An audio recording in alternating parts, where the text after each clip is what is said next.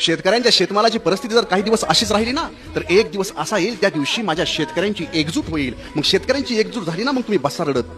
मग तुम्ही सुटापुटातले त्याला म्हणाल, ए शेतकरी दादा, अरे तुला माझे सगळे शेअर्स देऊन टाकतो, मला फक्त एक कप दूध दे. ए शेतकरी दादा, अरे मी तुला माझ्या कंपन्याचे बॉन्ड देऊन टाकतो, फक्त मला भाजीची एक जुडी देशील का रे. ए शेतकरी दादा, अरे मी तुला अख्ख्या क्रेडिट कार्डचा गट्टा देतो, फक्त मला 2 पोती बाजरीची दे गाड्या. ए शेतकरी दादा, अरे मी माझे सगळे शहरातले प्लॉट तुझ्या नावावरती करून टाकतो, फक्त माझी 4 महिन्याची जेवणाची सोय करशील का रे. आणि त्या दिवशी तो शेतकरी हसेल तुमच्याकडे बघून. त्याची इच्छा नसताना तो तुम्हाला म्हणेल, ओ शेठ, तुमच्या शेअर्सच्या बुलची करा की शेती आणि बॉन्डची भाजी करून खा. स्नेक्सची आज करा की उसळ आणि क्रेडिट कार्ड पिळून काढा ना दूध, बघू काय होतं. ज्या वेळेस माझ्यावरती वेळ होती त्यावेळेस तुम्ही हसत राहिला. मायबाप, शेतकरी वर्ग आणि नोकरदार वर्ग जर एकमेकांच्या हातात हात घालून चालला ना, तर नक्कीच शेतकऱ्यांना चांगले दिवस येतील.